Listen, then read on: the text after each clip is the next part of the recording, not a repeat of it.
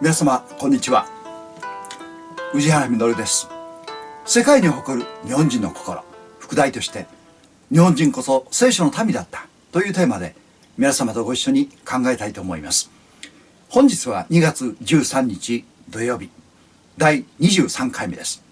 テーマは東京裁判その11回目です。巧みな宣伝工作プロパガンダその2回目です。テーマは日本軍は悪いという嘘です。先日アメリカで起きた心温まる話を聞きました。民間の航空機に一人のアメリカ兵が登場しました。すると次のような機内放送が流れました。皆様、光栄なことに私たちの飛行機にアメリカ兵士が同乗されています。すると彼は座席から立ち上がりました。周囲の人たちは彼に温かい拍手を送りました。話はこれだけです。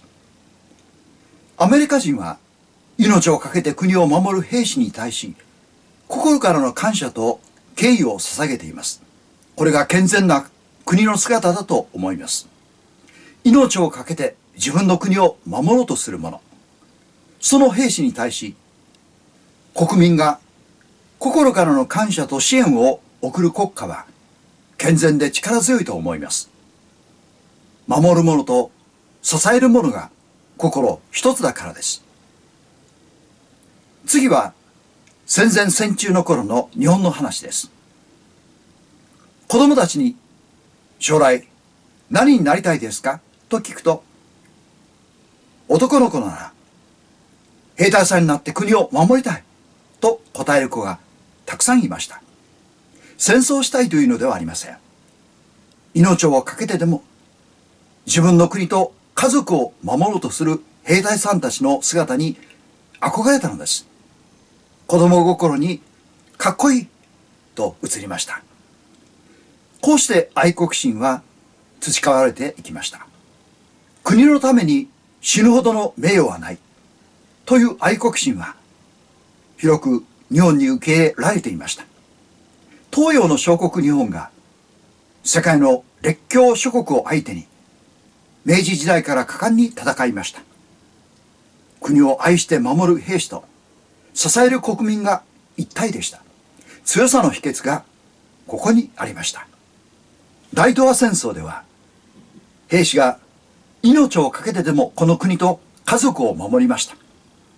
この戦いがアジアの解放という大義に支えられていたからです。日本兵には命にも勝るものがありました。死ぬことさえ厭わなかったのです。それが米国や英国の兵士にとって脅威でした。兵力では劣勢でも日本兵の精神力は圧倒的に強かったのです。自分たちが守らなければ誰が守るのか、そんな強い自負心がありました。敗戦までは日本は立派な独立国家でした。さて、終戦を迎え GHQ の戦後政策が矢継ぎ早に始まりました。何より初めに手掛けたことは日本軍を解体し戦争責任者を処刑し、また厳罰に処することでした。そしてこの戦争は侵略戦争であり、日本軍は間違っていた。南京大虐殺を犯し、軍部はとんでもないことをしたと教えました。加えて、命を懸けて国を守ることは無意味なことと思い込ませることに成功しました。アジア解放という大義があったのに、侵略戦争であったと教えられたとき、日本国民は価値観を根底から崩され、自信を失いました。その結果、国を愛することも、命を懸けて守るという概念も非常に希薄になりました。その証拠に、愛国心という言葉は、今日の日本において、禁句という雰囲気が支配しています。右翼や戦争という言葉に直結するように、日本人の意識に埋め込まれたのです。GHQ により愛国心は音を立てて崩れ落ちたのです。たくさんの人々に万歳万歳と連呼され、兵隊さんたちは戦地に送り出されました。なんとか生き延び帰国することができた兵士に待っていたのは、焼け野原となり変わり果てた日本でした。本土に住む日本人は帰還兵への思いやりや感謝の言葉をかける余裕はありません。その日その日を食いつなぎ、自分が生きることで精一杯でした。終戦当時は軍人への恩給も GHQ は止めていましたので、帰還兵も悲惨な状態でした。そこへ日本軍は悪いと連日報道されていたのです。帰還兵の日本人の視線も冷めていきました。こうして国のために命を捧げた兵士と送り出した日本国民とに深い溝が作られたのです。小野田元少尉はフィリピンから帰還してわずか半年でブラジルに移住してしまいました。夢にまで見た日本に生きて帰れたのに、なぜブラジルに移住したのでしょうか。それは戦後の日本が変わり果てたからでした。連日流されるテレビや新聞報道に古き良き日本が失われていくのを彼は耐えられなくなったからでした。日本は憲法により軍隊を持つことは許されていません。それで自衛隊がこの国を支えています。周辺諸国の侵略の脅威に対し、自衛隊員は矢面に立たされています。また震災の時、人命救助や被災地の回復のために昼夜働き、黙々と日本国民に仕えています。これら自衛隊の方々への感謝が私たち日本人にはあまりに乏しいと思います。冒頭でお話ししました。アメリカ兵に対するアメリカ国民の対応と比較すれば明らかです。自衛隊に拍手をしたり、感謝を述べることはめったにありません。こうなった理由が本日のテーマ、日本軍は悪いという嘘です。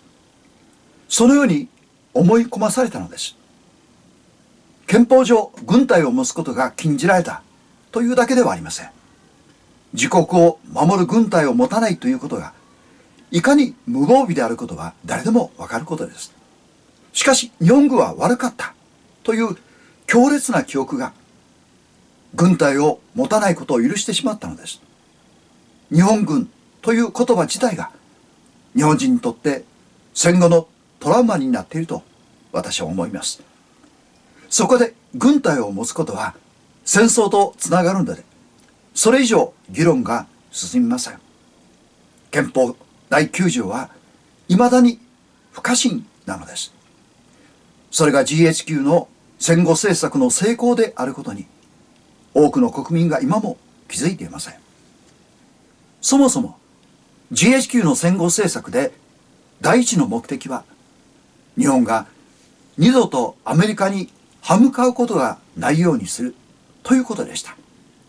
米国にとっては、日本が再び米国に歯向かうことは恐怖でした。日米同盟は戦後の日本の防衛に大きく貢献してきました。そして戦後75年間、日本は一度も戦争することなく平和でした。おかげで経済活動に専念し、世界第2あるいは第3にまで発展を遂げました。しかし、自分の国は自分で守る、この基本的な考えが完全に失われています。もはや日本は独立国家ではないのです。アメリカなくして日本の防衛は成り立ちません。日本はアメリカの51番目の州だと揶揄する人もあります。GHQ の政策はこの点を見ても完璧に成功しました。日本は欧州よりも強い同盟国なのです。アメリカファーストはトランプ大統領が掲げた政策です。マスコミはこぞって自国主義だと非難しました。しかし昔も今も世界中の国家で他国を第一にすることなどありえないことです。彼の主張は、自分の国は自分で守れ。またいつまでも防衛費をアメリカばかりに負担させるなと世界に向けて宣言したのです。当然の主張ではないでしょうか。私は日本が戦争に向かうことを奨励しているのではありません。昨今の世界情勢を見るとき、その国のリーダーによりアメリカは突然方向を変えるかもしれないということを目の当たりにしています。自分の国は自分で守る。これで初めて独立国家と言えます。今日の日本はアメリカのご機嫌を伺うだけでなく、中国にも忖度し、およそ独立国家とは言えません。かつてアジアを欧米植民地から解放した日本は遠い昔です。国際社会で平和に生き抜くために愛国心と独立心は不可欠です。私たちには忘れてはならない、どうしても語り継がなければならないことがあると思います。それは戦争の悲惨さだけではなく、日本人としての誇りではないでしょうか。世界に感動を与えた日本人の素晴らしさは愛国心でした。聖書の一節をご紹介いたします。2000年前の出来事です。イエスが弟子のユダに裏切られ、600人の兵士に取り囲まれた時です。弟子のペトロが隠し持っていた剣を抜き、役人の人に切りかかりました。恐怖でパニックを起こしていました。イエスを裏切る者、ユダのことですが、彼らと合図を決めて、私が口づけをするのがその人だ、その人を捕まえるのだと言っておいた。それで彼はすぐにイエスに近づき、先生お元気でと言って口づけした。イエスは彼に、友よ、何のために来たのですかと言われた。その時群衆が来てイエスに手をかけて捕らえた。するとイエスと一緒にいた者の一人、ペトロですが、手を伸ばして剣を抜き、大祭司のしもべに打ってかかり、その耳を切り落とした。その時イエスは彼に言われた。剣を元に収めなさい。剣を取る者は皆剣で滅びます。新約聖書マタイの福音書26章です。ここに世界中で起きた戦争の縮図を見ることができます。ユダに代表される陰謀と裏切りで戦争は起こされました。またペトロに表される不安や恐怖が引き金となり、冷静さを失った偶発的な衝突から世界は戦争へと突入していったのです。何千年も昔から何も変わっていません。600人の兵士に取り囲まれ、その中心でイエスが発した言葉に世界は耳を傾けるべきです。剣を元に収めなさい。剣を抜くことは本当の勇気ではない。剣を収めることこそ本当の勇気だと。ご自分を裏切るユダに、友よ、私を口づけで裏切るのかと卑屈な裏切りをした彼の良心を目覚めさせられました。また自分を守ろうとした弟子ペテロを逆に諌められました。そして語られたのです。